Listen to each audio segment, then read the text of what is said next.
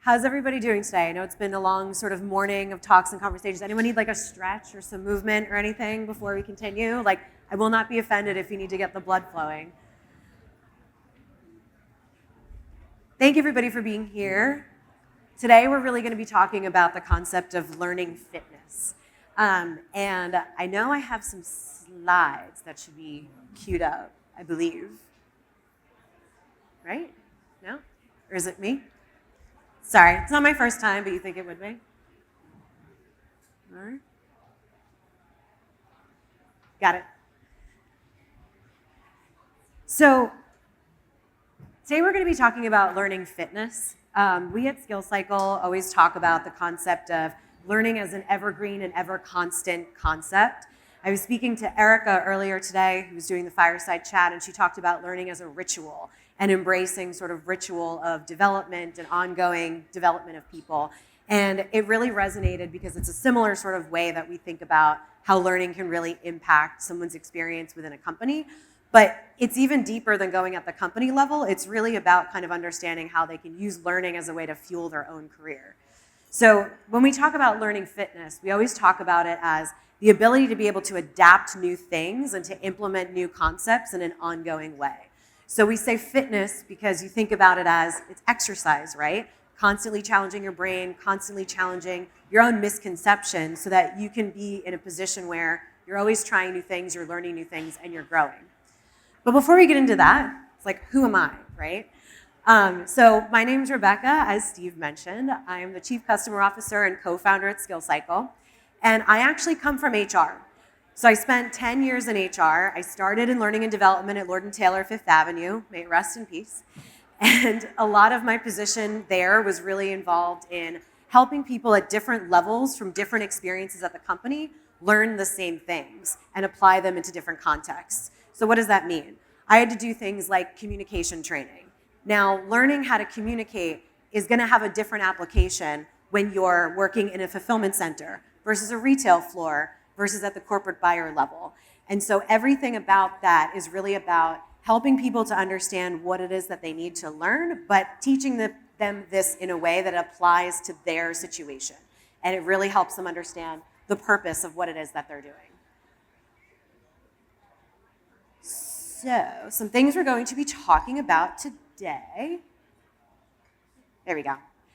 So, we have a few different things to cover, and it's really about kind of focusing on this concept of how do I know where my people need the most help? Where do I go to actually get them the help that they need? How do I rally my champions within an organization to support any initiative and to come along with the journey? And what are some practical next steps that I can take? So we're going to also look at not just those flags to look for, but what the promised land can be. When you're in an organization where you have a strong learning culture and you have strong performance development, what can this look like for your employees? What can your organization achieve? And then again, how do you start that conversation? How do you rally your champions? And then how do you actually bring it all to life? Because that's sometimes the hard part, is actually bringing it to life. So we always start with the concept of burnout. Is anybody not familiar with the concept of burnout? Right? Because it's just been a very casual and easy last few years for everyone. So, no one could say that they're burned out. When we look at how employees are doing, it's really about kind of understanding how burned out are our people, what is causing that burnout for them, and what can we do to meet them where they are to help them get to that other side. And it's about orienting your company culture around learning and constantly focusing on development. And it's because companies are always changing.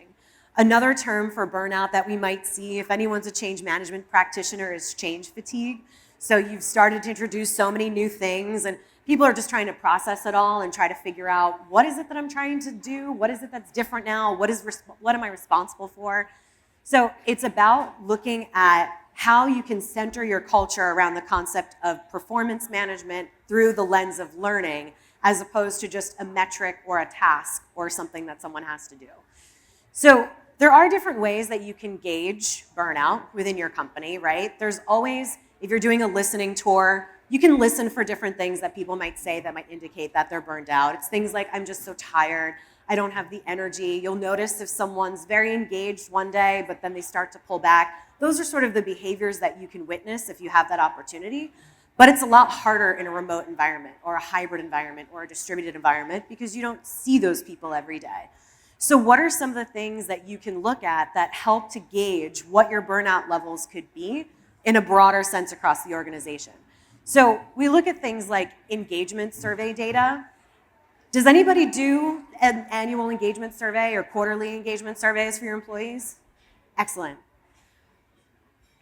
Who gets a lot of participation in those? Even better. Employee engagement surveys are probably one of the most important places to start to gauge where people are. And the way that you really can get that level of participation isn't just about continuing to remind people to fill them out, but then to take something after those engagement surveys and show that what you said mattered to us, and now we're going to address what it is that you need, what it is that's going to help you become more engaged. We're going to take your feedback seriously. Another area that you can look at is 360 reviews. So does anybody do 360s within their company? A handful. How many are familiar with, how many don't know what a 360 is? Okay, so 360 reviews, I'm big on like a shared language, so I never like to assume anything. So the concept of a 360 is I, as an employee, can get feedback from the people who work around me. So my manager, my peers, my direct reports. So I can get this lens around how do I work within this entire group? What are the pieces that I'm really good at? What are the pieces that I need to work on? So 360 reviews are always a good way for someone to gauge that level of feedback for themselves. But what you can find out as an organization is you can compile the data from those 360 reviews and see where your biggest strengths are across your organization and where those biggest areas of development are. You can find those common grounds and that common thread. And the reason that this is a big piece of evaluating burnout is because when you see that people are actually able to give meaningful and thoughtful feedback to each other, that's a sign of a highly engaged workforce with a less likelihood of burnout, we should say. If you see that you're not getting a lot of great feedback or nothing of a lot of substance, then it's a pretty good indication that folks have kind of either given up, there's this sort of lack of interest. And that's where you can really start to see, okay, there might be something here. We have to get people thinking about how they can work better together. So that might be a good place to start. And then you look at, are employees taking advantage of learning resources? I've been speaking with a few people here, and I've learned that some folks have learning academies, some have manager training programs. Who has some sort of learning infrastructure in your company right now? Excellent. Do people use it a lot? How do people go in there? Do you see a lot of activity in these participatory systems? I see yeses, I saw one no. No. So it's about tying all of it together. It's looking at, okay, you have this available for you. You have the water, right? How do you lead them to the water? And how do you help them to then understand what it is that they can do by applying this sort of learning resource? A lot of times we work with companies that they'll offer coaching, they'll offer performance management opportunity or performance development opportunities, but they see that people aren't necessarily using it, and there's usually a common reason why, and it's fear. Fear is the single biggest thing that holds people back. It's getting in our own heads. Our brains are wonderful, but also kind of funny jerks because our brain can tell us that we're not qualified for something. Our brain can tell us that we don't deserve to learn something. And it's that level of fear that most commonly holds someone back. Fear is also a symptom of burnout. It's a cause of burnout as well. It's this wonderful sort of cycle that can actually really impact how someone views themselves. Now, a lot of what drives burnout and what causes burnout has a lot to do with a lot of change happening at once and a lack of control, or a perceived lack of control and lack of agency in how you do your job, who you do your job with, and what is a measurement of success in your job. And fear impacts this, right? So when you see that there's a lack of autonomy within your position or within your role, you start to wonder, well, what does this mean for me? What does this mean for my position? How am I going to be part of how I can actually develop how my role should evolve? So we've been talking a lot about AI. Does anybody not think about AI now, right? It's like it's everywhere. And so there's a lot of fear around something like AI right now, especially in HR, especially in positions like writing and anything that involves creating content, because people are afraid. They don't know what it means for them. They feel like they can't control it. They're not sure of what it means for the future for them. So what we've been really doing is thinking about the concept of knowing that fear holds people back from actually investing in these learning opportunities and contributing to them. We're really trying to reframe things like AI. This is something that applies to so many different types of jobs. How can we use a fear of AI as a learning opportunity to help people get used to the concept of it, embrace it, and see it as an opportunity versus something to fear? And so you look at how much people are worried about how AI is going to influence their role and influence their position. What we can do as HR practitioners and learning practitioners is say, look, it is going to change your job. It is going to change your field. That's okay. Let's see how you can change along with it. And the reason that this works, or the way that you can start to address this, is this concept of ever learning. So sometimes you'll go through different stages in your career where you're going through a specific certification where there's a clear start date and a clear end date. And then you're like, okay, I'm really not sure what's next for me or what the next hurdle is that I can achieve or that I can actually understand. So we talk about ever learning as something that you embed within your culture. So creating learning cultures, creating a community around learning, and making it so that it's part of someone's typical experience within your company.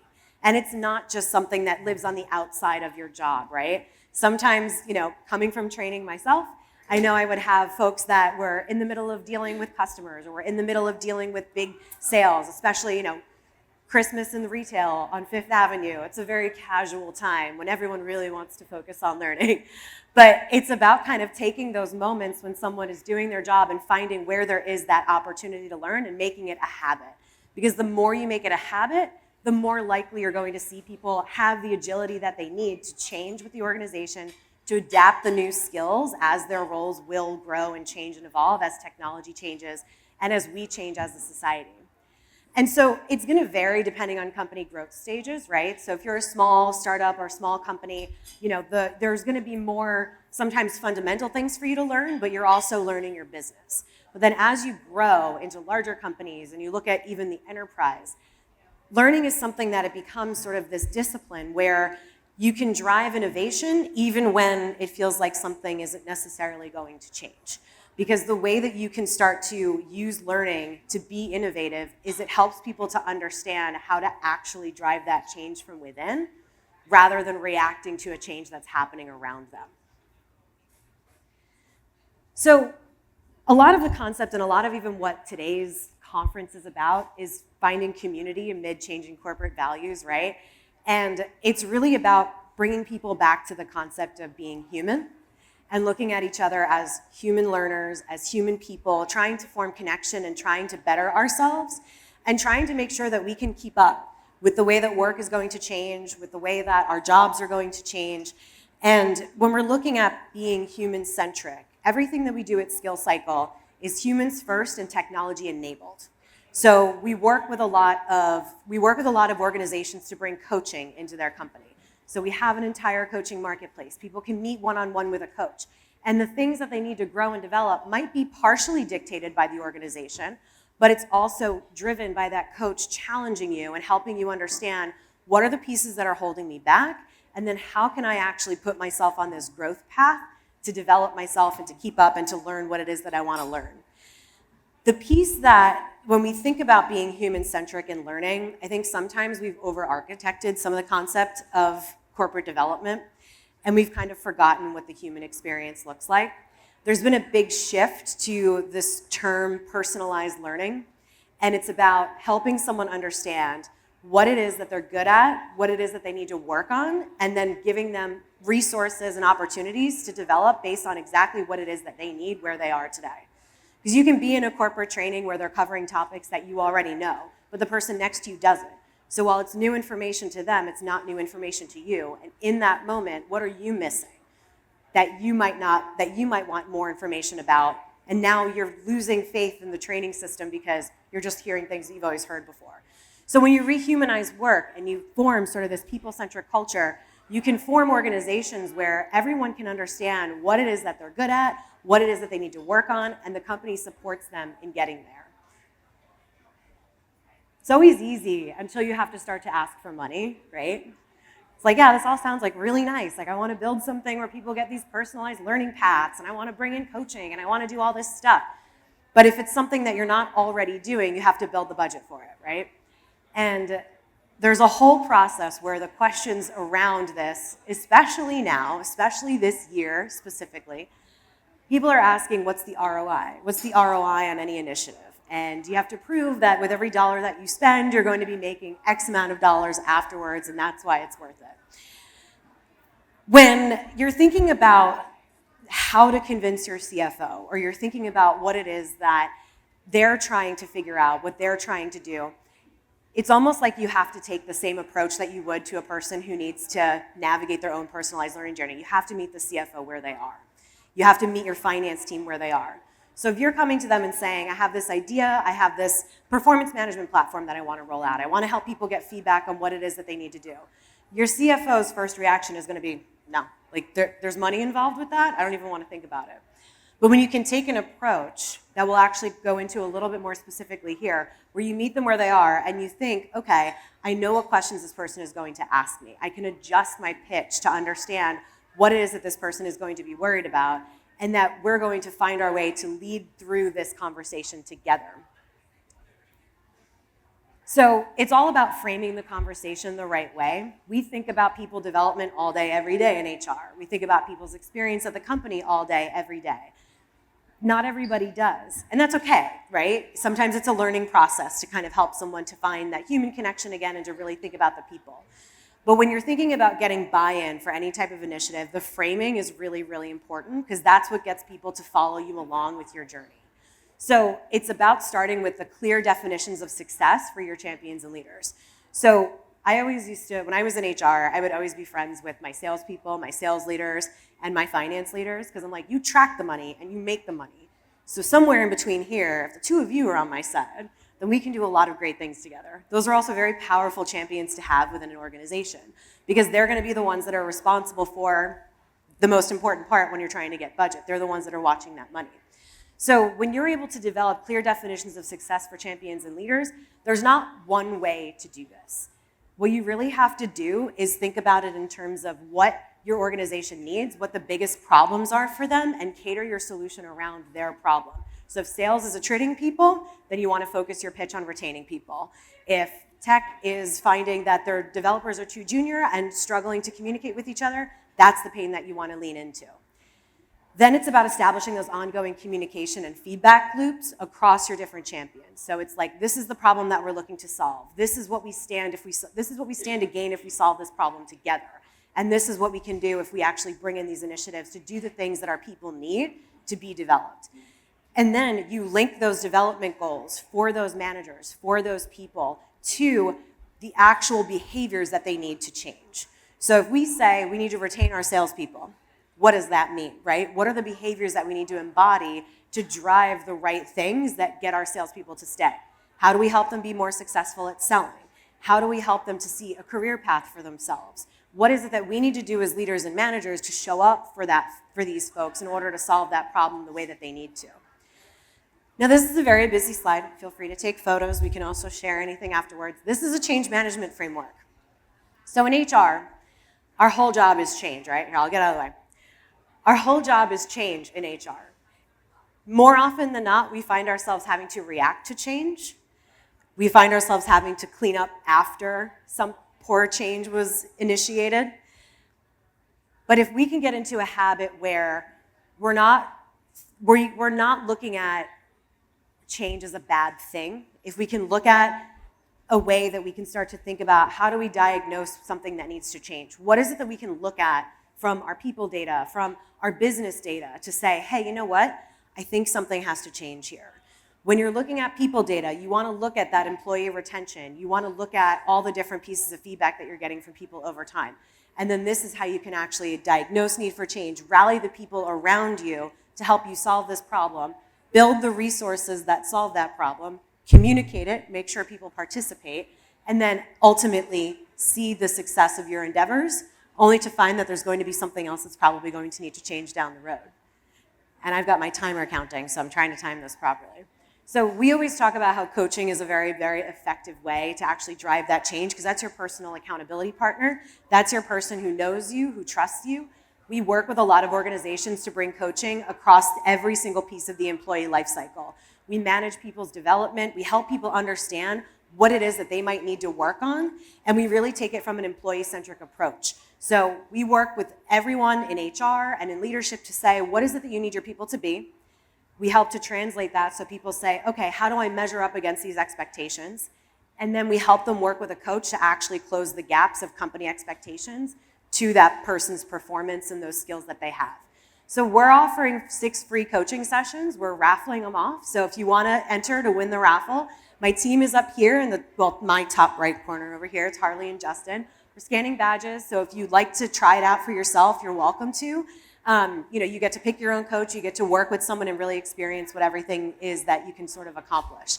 And I think that is my time. I think everybody's going to be kicking me off any moment now, but thank you, everybody. We'll be sharing information with you all throughout the course of today. Feel free to come say hi and enjoy the rest of the conference.